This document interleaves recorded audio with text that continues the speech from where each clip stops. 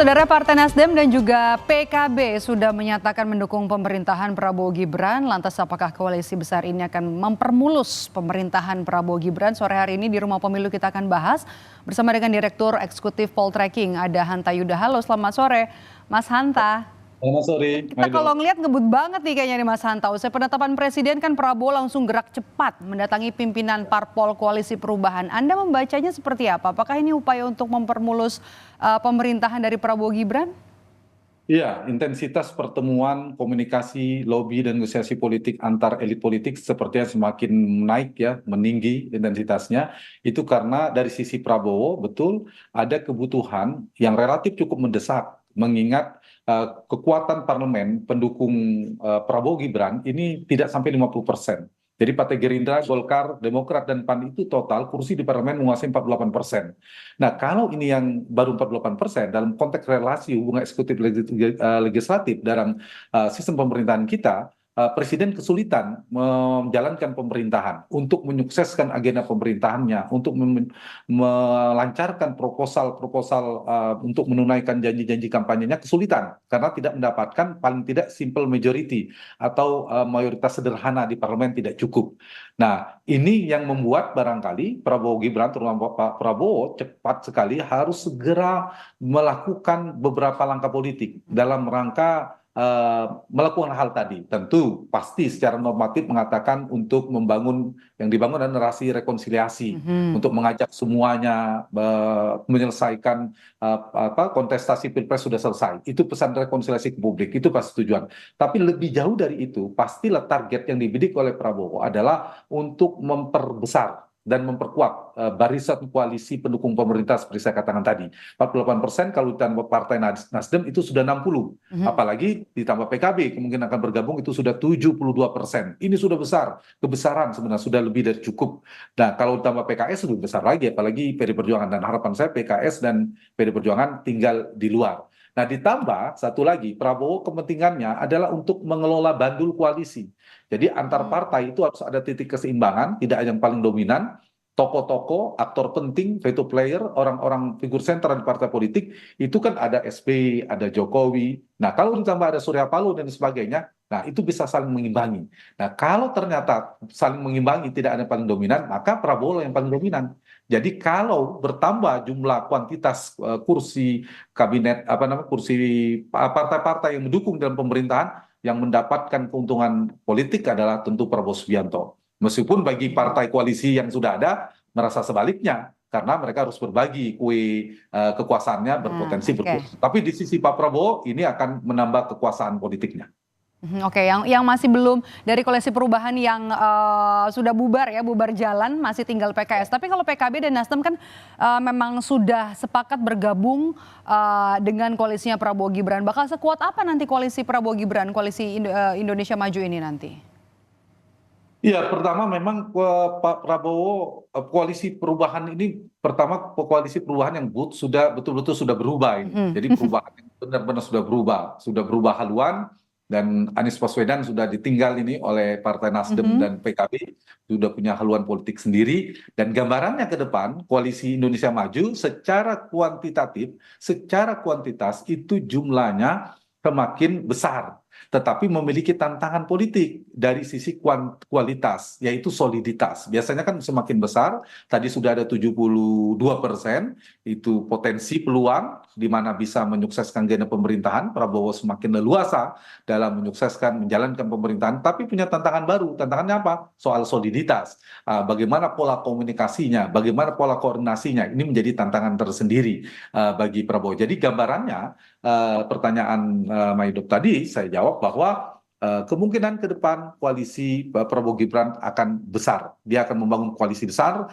di atas 70%, dan corak kabinetnya mungkin akan kental, racikan kabinet Prabowo Gibran itu akan kental dengan politik akomodatif terhadap kepentingan partai. Jadi akan kabinet terbentuk, koalisi yang terbentuk koalisi rekonsiliasi, akomodasi, dan campur sari. Kenapa saya mengatakan dari sisi tadi rekonsiliasi, karena semangat Pak Prabowo pengen rekonsiliasi. Jadi sepertinya kalau kita tangkap mau mengajak semuanya, padahal ini tidak sehat bagi demokrasi. Kenapa akomodasinya sangat tinggi? Kelihatan kita akan lihat nanti, dugaan saya partai-partai, menteri-menteri yang berasal di partai politik relatif banyak. Mungkin bisa jadi melebihi Pak Jokowi di periode pertamanya hanya 16 orang. Oke. Dugaan saya ini akan lebih dari 16, bisa jadi 20 atau lebih. Nah, Oke. itu yang akomodatif dan implikasinya campur sari. Campur sari artinya pelangi berbagai macam warna kepentingan partai bersama. Nah, karena banyak kepentingan yang berseliweran, banyak kepentingan yang berkelindan, banyak kepentingan yang bertemu, maka peluangnya semakin besar karena semakin kuat, tapi juga tantangannya soal soliditasnya, Oke. kemampuan mengelola bandul koalisi, komunikasi itu menjadi Nah, tantangan tersendiri. karena Mas Hanta juga sudah menyinggung soal pemerintahan, kan kita lihat ya eranya Pak SBY kala itu kekuatan oposisi dan juga kekuatan koalisi ini cukup seimbang. Nah, kalau dibandingkan dengan pemerintahan 2 periode dari Pak Jokowi nih, dari Joko Widodo, dari Presiden Jokowi, Anda melihat 10 tahun pemerintahan ini lebih kita lihat kan kurang banyak kritik, kurang kuat juga posisi dari oposisi. Lebih banyak yang bisa diambilkah untuk 10 tahun belakangan ini? Iya, kalau kita bicara dari sisi keseimbangan politik, check and balances di dalam sistem demokrasi, itu era SBY relatif lebih bagus karena kita tahu partai-partai di luar pemerintahan ada PD Perjuangan, Gerindra dan Hanura pada saat itu.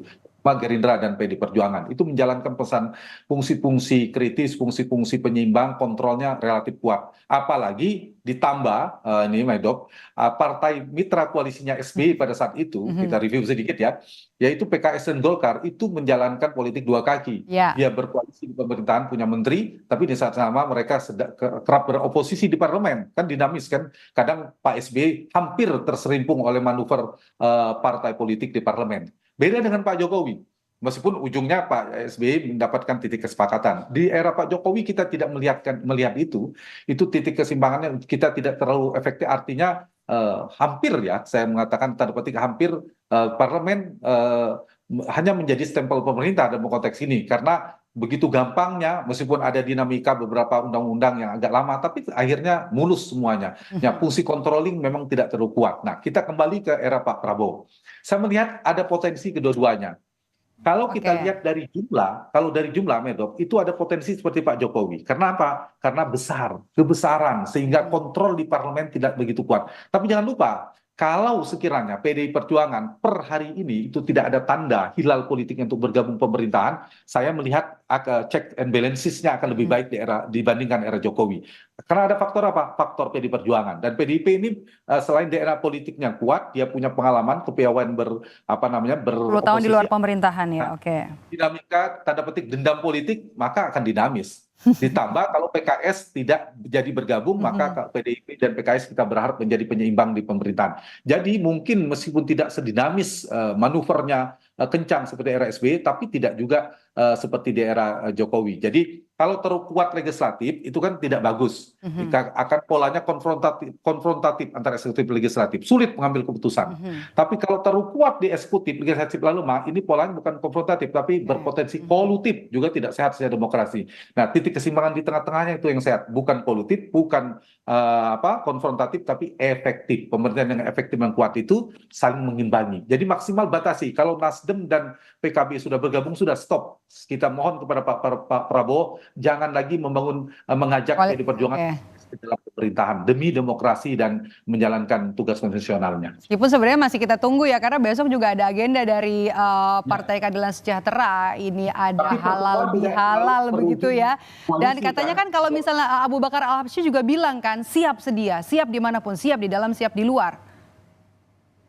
Ya, jadi kepertemuan dengan partai politik itu tidak melulu ujungnya akan berada dalam pemerintahan. Misalnya dengan Perjuangan, mungkin target Pak Prabowo bertemu, tapi belum tentu akhirnya PDIP bergabung. Saya belum begitu yakin Ibu Mega akan menerima tawaran menteri. Kepentingan Mbak Puan terutama mungkin untuk mengamankan posisi DPR, ketua DPR. Nah, itu perlu negosiasi, tidak ada angket, kemudian tidak ada revisi Undang-Undang MD3, bisa jadi titik rekonsiliasi parsialnya itu terjadi seperti itu. Tidak gabung di pemerintahan, tapi mungkin posisi di ketua DPR tetap aman. Nah, titik moderasinya di situ mungkin dari sisi PD Perjuangan. Begitu juga dengan PKS. Dugaan saya begini, kalau PD Perjuangan masuk dalam pemerintahan, mungkin PKS diletakkan Pak Prabowo di luar.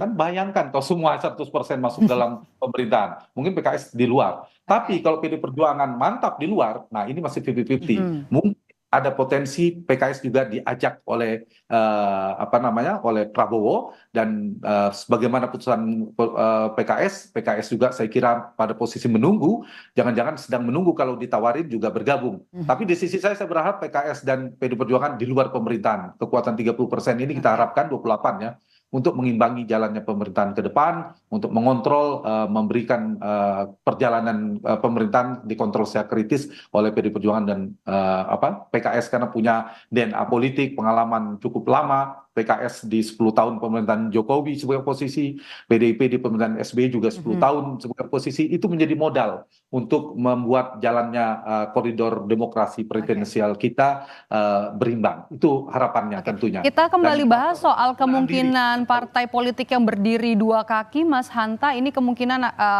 seberapa besar kemungkinan akan terjadi di kabinet Prabowo Gibran, karena ini juga sudah ada respons dari Ketua Umum Partai Demokrat Agus Harimurti Yudhoyono yang menyebut kalau tidak perlulah koalisi besar-besar, yang penting bisa solid sampai akhir pemerintahan. Anda membaca ini sebagai kekhawatiran dari partai yang memang ada dalam koalisi Indonesia Maju akan kehadiran partai yang tidak dari awal mengusung Prabowo Gibran seperti partai yang baru bergabung Nasdem dan juga PKB? Betul, dan ini bibit dari koalisi akan rapuh, ada potensi retak, itu sudah akan terjadi.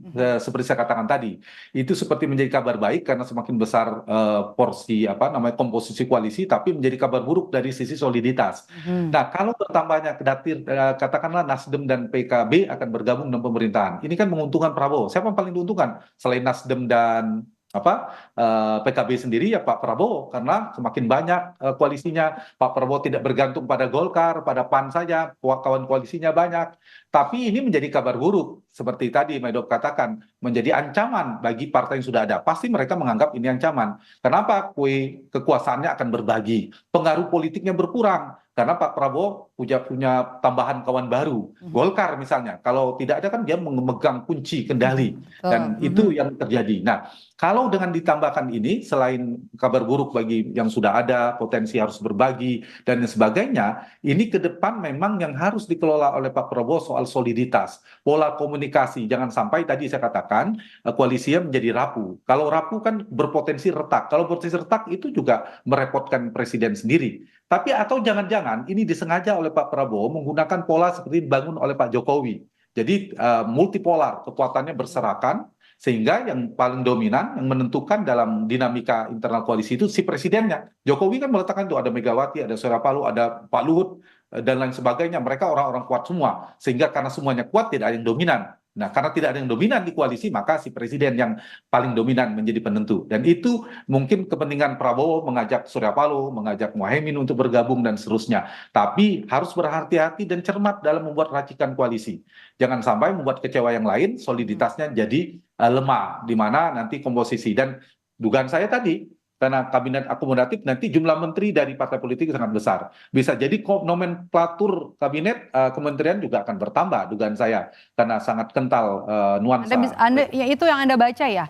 Padahal saya baru mau nanya soal jatah kursi menteri nih Mas Hanta. Apakah kemungkinan akan otomatis mengurangi jatah menteri dari partai pendukung Prabowo sebelumnya? Kan kalau sebelumnya Ahmad Doli Kurnia sudah bilang nggak masalah kalau mau bergabung, meskipun tadi Mas Hanta juga bilang Golkar sebagai partai yang paling besar meraih suara belum tentu nanti siap, belum tentu nanti mau dikurangi jatah kursinya untuk menteri. Ya, betul sekali. Ada dua kemungkinan, dua potensi yang akan dikorbankan. Pertama, kita tahu nomenklatur kementerian itu kan 34 menteri ya di era Pak Jokowi. Nah, biasanya presiden terpilih seperti Pak Jokowi di periode pertama itu yang dari partai itu tidak lebih tinggi dari yang profesional non partai. 16 menteri pada saat itu, meskipun kemudian menjadi 18 ya setelah reshuffle.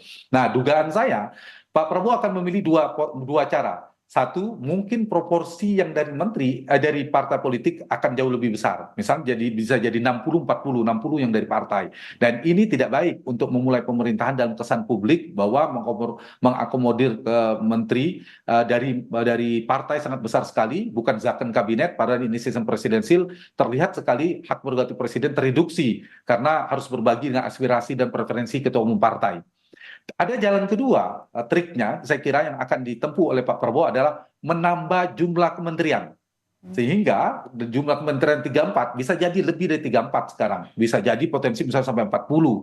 Nah, itu juga belum tentu efektif karena semakin besar, semakin gemuk, semakin tidak efektif nanti. Nah, kalau itu yang terjadi kan sehingga ada ruang 20 kuota, 20 posisi menteri yang bisa dibagikan kepada partai politik. Misalnya 20 saja, kita bikin simulasi sekilas proporsi indikasi atau apa ya, alat ukur indikator untuk membagi ke partai itu biasanya kan dua, kursi dan kontribusi. Seperti tadi Maidop katakan juga. Soal kursi misalnya Golkar merasa paling besar kursinya parlemen pasti paling banyak. Permintaannya 5, minimal 4 saya kira dikasih itu oleh Pak Prabowo. Nama-nama juga disebut-sebut, Erlangga, Doli, dan lain sebagainya sudah akan muncul di calon. Kemudian Gerindra mungkin bisa dikorbankan, bukan dikorbankan, istilahnya Pak Prabowo akan mengurangi jatah Gerindra. Pak Prabowo bisa masuk pada non partai tapi orang Prabowo Subianto itu bisa. Nah mungkin juga dari sisi PAN minta akan 3 akan dikasih.